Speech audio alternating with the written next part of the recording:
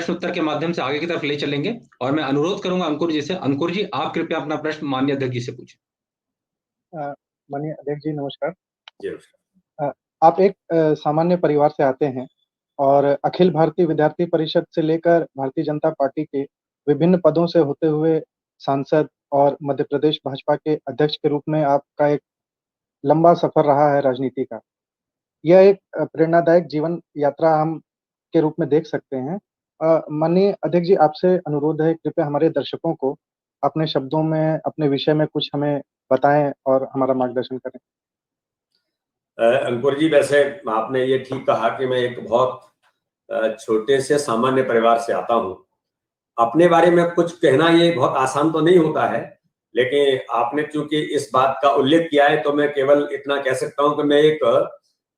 मुरैना जिले के छोटे से गांव से किसान परिवार से आता हूं। मेरे पिताजी शुद्ध तौर पर एक किसानी का काम करते हुए मैं जब कॉलेज के अंदर जब पढ़ने के लिए गया तो उस समय मैंने देखा कि भारतीय जनता पार्टी का आज मैं कार्यकर्ता हूं, लेकिन इससे पहले इस देश के लिए, समाज के लिए एक अच्छे काम करने वाले लोग समाज के अंदर कौन है। और कॉलेज के अंदर राष्ट्रीय स्वयंसेवक संघ से लेकर जब विद्यार्थी परिषद के संपर्क में आया तब मुझे लगा कि लोग समाज में एक जो मन के अंदर पीड़ा कभी कभी हुआ करती थी, मतलब पढ़ते समय जब कभी किसी से नहीं जुड़े थे तभी लगता था कितनी दुरावस्था है, शिक्षा के क्षेत्र में भी कितनी समस्याएं हैं देश के अंदर। गांव के अंदर भी मैं देखता था, मैं पिताजी के साथ कभी हम लोग आते थे तो हम लोग देखते थे कि कितनी समस्याएं और किसान कितना कई चीजों को फेस करता है। तो ये प्रश्न मन के अंदर लगातार आते रहते थे। लेकिन आज मुझे बताने में इस बात का बड़ा मैं गर्व महसूस करता हूं कि आपके माध्यम से अपने देश के, अपने सभी मित्रों को और अपने जो इस समाज परिवार के काम करने वाले लोग हैं, देश के लिए काम करने वाले लोग हैं, जनप्रतिनिधि हैं, सभी लोग हैं, उनको ये बताने में बड़ा हर्ष है कि हमें वो प्लेटफॉर्म मिला जो देश और समाज में हम अपनी कोई भूमिका निभा सकते हैं। इस बात से मैं सर्वाधिक प्रभावित हुआ और अखिल भारतीय विद्यार्थी परिषद के साथ कॉलेज ऑफ एग्रीकल्चर ग्वालियर में जब मेरा संपर्क आया और जब हमने काम प्रारंभ किया तो अंकुर जी, आज मैं ये बताने में आपको कि उसके बाद हमने कभी पीछे मुड़ करके नहीं देखा और ये लगता गया कि हमको ये काम लगातार करते चले जाना है। लेकिन एक बात मैं जरूर उल्लेख करूंगा, मैंने कभी ये नहीं सोचा कि हम क्या बनेंगे और क्या बनना है। काम जो देश के लिए, समाज के लिए विद्यार्थी परिषद जिन मुद्दों पर काम करती है उन मुद्दों पर हम अपडेट हों। मैं उस समय कई प्रकार की चीजें लीगली भी और पब्लिकली मूवमेंट के तौर पर,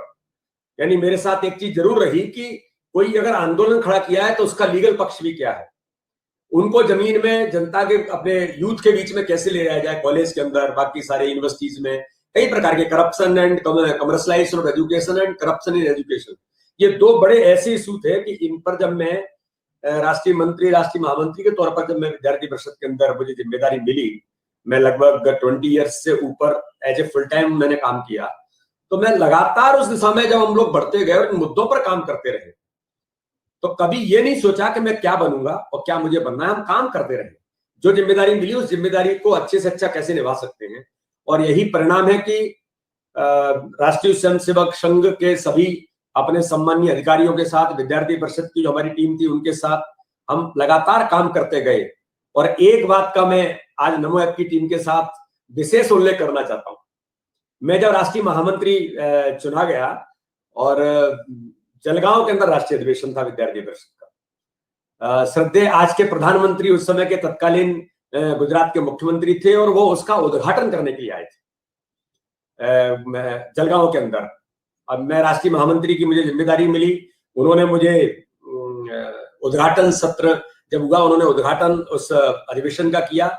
तब मैंने उनको सुना। तो मैं जो बात आपको उल्लेख करना चाहता हूं कि मनुष्य अपने जीवन के अंदर, जैसे मैंने उनसे उस समय, मुझे तो ये कल्पना, प्रधानमंत्री नरेंद्र मोदी जी आज के उस समय जो तत्कालीन मुख्यमंत्री थे,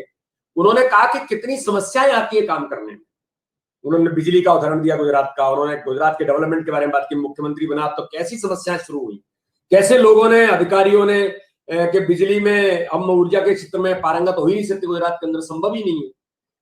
तो तब मैंने, उन्होंने अपनी बातों को रखा कि किस प्रकार से मैंने काम किया। तो उन्होंने एक लाइन उस समय कही थी, मैं आज भी उस लाइन को अपने जीवन में लिख करके रखता हूं और याद रखता हूं कि माना कि अंधेरा घना है कई समस्याएं, अधिकारी बताएंगे ये नहीं हो सकता साहब, ये नहीं हो सकता, ये नहीं हो सकता, बड़ी समस्याएं है, बड़ी दुरावस्था है, क्या करें, कैसे चलेगा।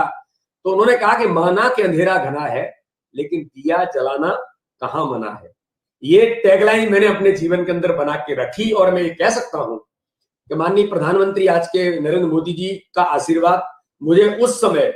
जब जलगांव का अधिवेशन था तब प्रत्यक्ष तौर पर उनके साथ मंच पर साथ में रहने का अवसर मिला, और उनसे कुछ सीखने का भी अवसर मिला। उसके आधार पर भी हम लगातार आगे बढ़ते गए और काम करते गए। इसलिए एक सामान्य परिवार और सारी चीजें, मुझे ऐसा लगता है कि इस देश के अंदर जीवन में काम करते हुए एक अच्छा प्रयास जो होता है, हम लोग कुछ काम कर सके, ये मन की अगर हमारे मन की कल्पना होती है, तो हम संगठन के अंदर भारतीय जनता पार्टी हो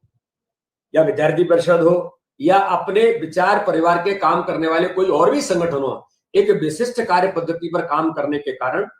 कार्यकर्ताओं को पिकअप करने का और पुशअप करते हुए उनको आगे बढ़ाने का जो प्रयास होता है, उसी का परिणाम एक सामान्य परिवार का व्यक्ति विद्यार्थी परिषद का राष्ट्रीय महामंत्री भी बन सकता है, और भारतीय जनता पार्टी में आकर के उसको सांसद की जिम्मेदारी के तौर पर कहा जाता है कि तुमको चुनाव लड़ना है, और चुनाव लड़ने के बाद मध्य प्रदेश भारतीय जनता पार्टी के एक सामान्य कार्यकर्ता को जिम्मेदारी दी जा सकती है। ये मैं ऐसा मानता हूं कि भारतीय जनता पार्टी और इस विचार में ही ये संभव हो सकता है। नहीं तो देश के अंदर हम सब लोग जानते हैं किस प्रकार से बड़े बड़े लोग, बड़े बड़े परिवारों के संपन्न लोग ही आगे बढ़ते हैं, लेकिन हमारा जो विचार है ये कितना दृढ़ है कि माननीय मोदी जी जैसा व्यक्तित्व, अमित शाह जी जैसा व्यक्तित्व, नड्डा जी जैसे लोग जो जमीन से निकल करके आए, तो उस श्रृंखला में मैं भी एक छोटे से कार्यकर्ता के तौर पर आज मुझे इस जिम्मेदारी के साथ खड़ा किया। तो इसलिए मैं ऐसा मानता हूं कि कहीं ना कहीं इस विचार में, इस पद्धति में ये विशेषता है कि जिसके कारण से सामान्य परिवार का व्यक्ति भी देश के अंदर किसी भी स्थान पर जा सकता है। धन्यवाद सर। और